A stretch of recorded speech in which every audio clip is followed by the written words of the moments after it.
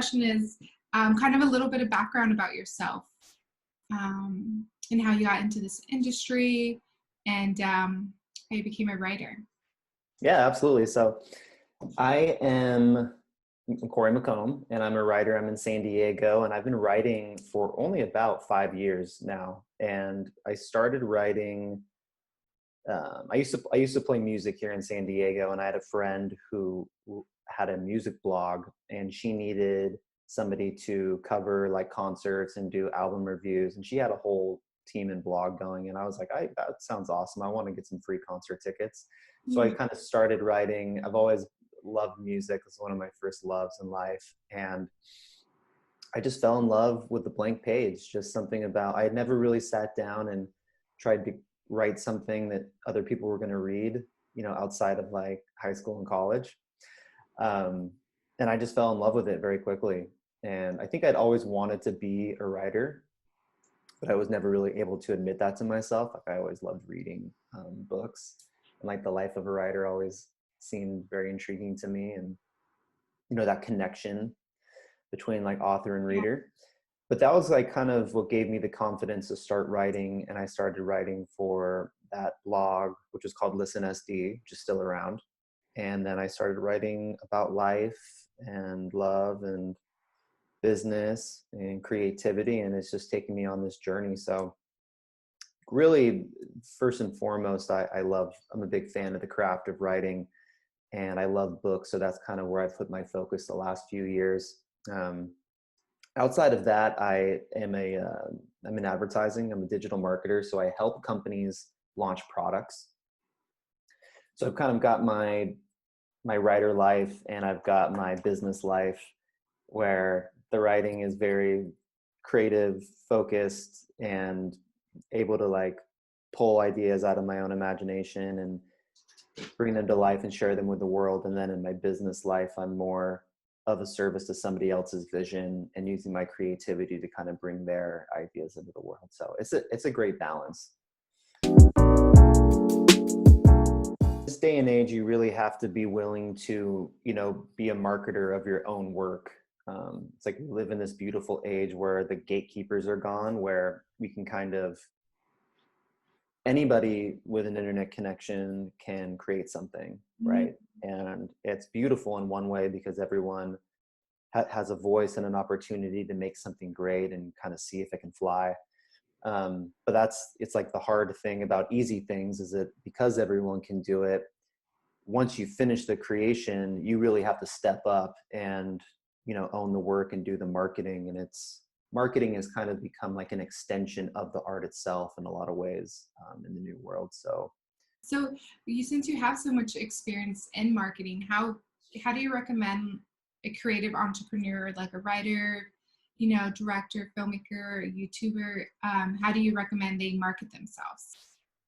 Well, I think what's going to work the best for everybody is going to be a little more guerrilla warfare style, where you're really going like one-to-one, so that you can sell to the many. So what I mean by that is, I think people really underutilize their immediate circle. Reaching out to people that are in your community that have expressed interest in what you do, friends and family, like really trying to start at that grassroots and try and say, hey, do you know anybody that could help me with this? You want to find, you always want to pull the big levers, right? Like find the people that are going to be interested in your work. And if they are, and if they do like it and they're willing to help you, they're going to have a much bigger audience. So I kind of wanted to dive into your book now and talk about the new book that just came out, which I'm really excited about. And ever since I've heard you on From a Guard podcast, when I'm, it's funny because when I'm being like super overly productive, where I feel like I'm about to burn out, I think of you, and I'm like, oh, I can't wait to talk about. So it's finally out. So if we want to talk to you about, I guess we can start from the beginning. Like, what inspired you to write this book about productivity? So like I was saying, like I always really wanted to write a book, and I was kind of waiting for. I've been writing about I've been kind of circling around the idea without even knowing it, writing about creativity and focus and human connection. And I didn't even really realize how much I was really talking to myself and preaching the lessons that I needed to hear. Around the same time the idea for the book came, I was working for a marketing agency, and it was a great job. I was working remote. I was making tons of money. I was working with amazing people, and I just went way too hard in the paint. Just got really focused on productivity. Just fell into that trap of trying to over optimize my time. I always felt like I was never doing enough, like I was letting people down, like I was letting myself down. And Yeah. you Yeah. know, for any creative person who has like a creative passion knows that once you start walking away from that passion, if you're doing other things and you're not scratching that itch, there's a Franz Kafka quote in the book that's, a non-writing writer is a monster courting madness. I love And that. and that really resonated with me, because as I went down this rabbit hole of overwork and burnout, I just started feeling so disconnected from my creativity, from my connection to, myself and the rest of the world. And like I said, just never really feeling like I was doing enough. And I kind of had this idea around,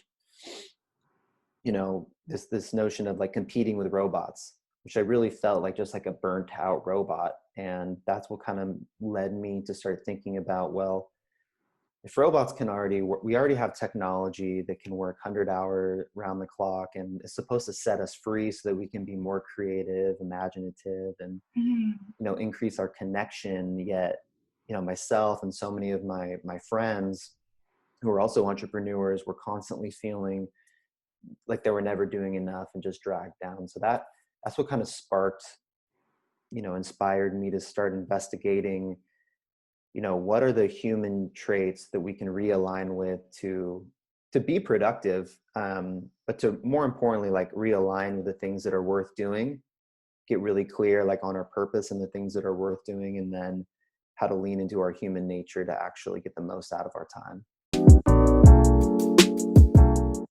I think every person that's aspiring to be, successful, they have when like, how many hours a day or week do you recommend being productive? And then how many like per day or per week, what would you suggest? Yeah, totally. I think it doesn't matter so much how much you're working. I think it depends. I think it starts with, what are you working on? Hmm.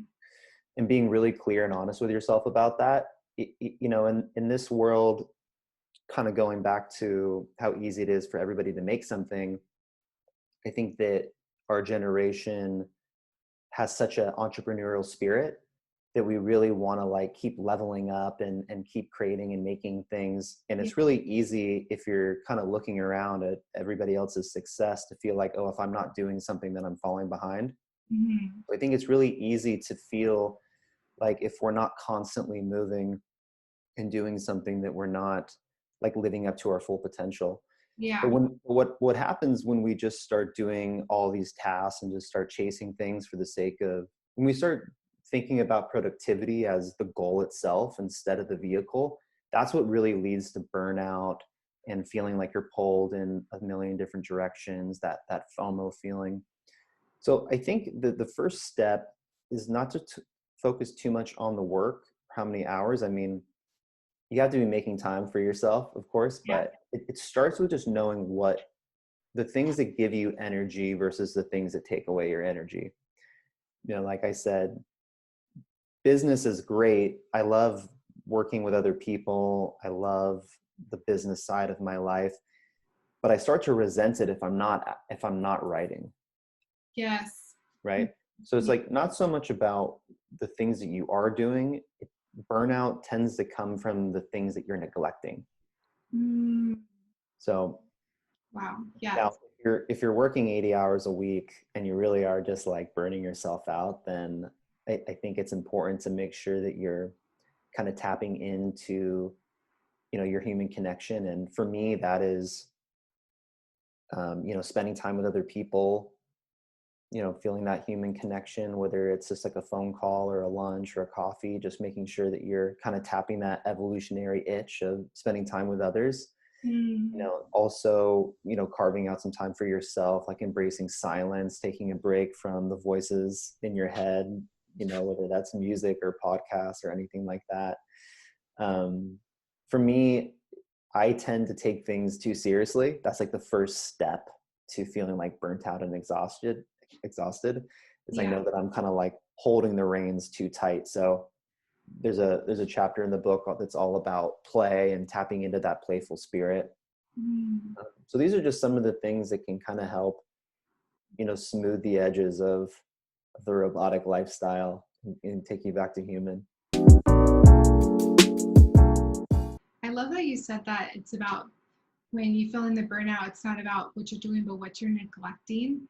And I Mm-hmm. think that is so true. And you're so intelligent about this whole topic, because you often hear about being productive and how you can, change your habits to be, more successful, but you never hear about the other side of the coin. So I think it's so awesome that you're talking about this. So if you are being overworked and a burnout is coming on, how can you be self-aware? What are the signs that you can know that it's coming on? I think self-awareness is such a big piece of the puzzle, and self-awareness is it really boils down to everything. And it's funny that despite how much time we all spend thinking about ourselves, self-awareness is actually really, really rare.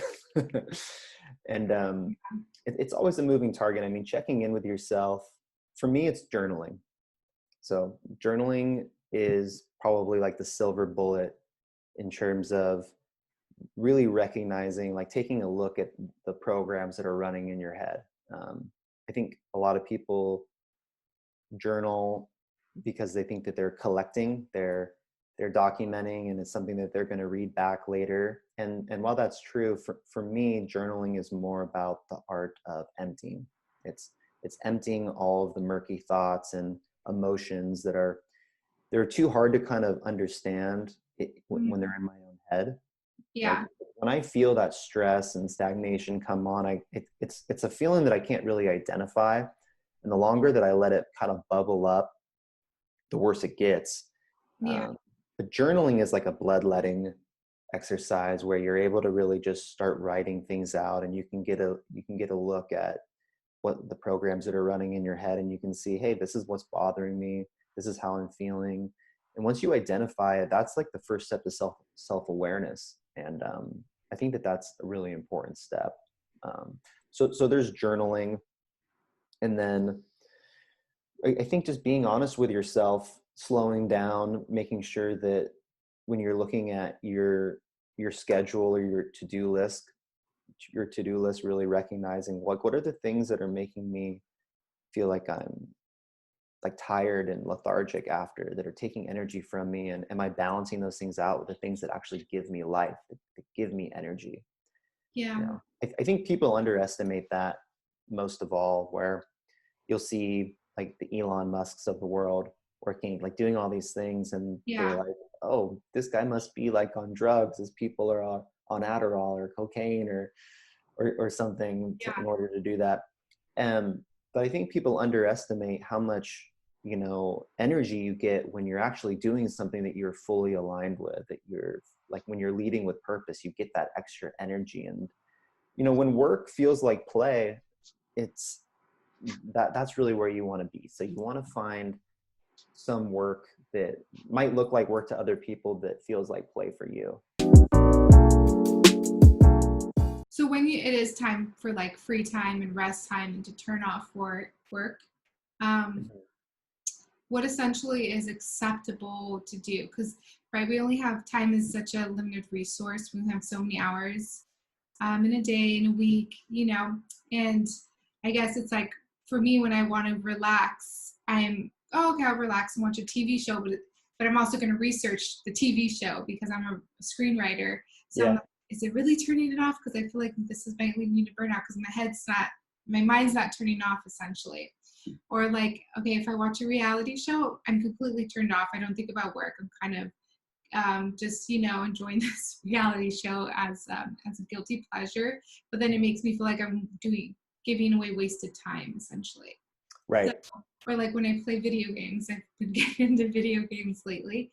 I'll like to play with, you know, a friend, brother, cousins, because then I'm essentially doing socializing while I'm also enjoying. So I like to do two things at once.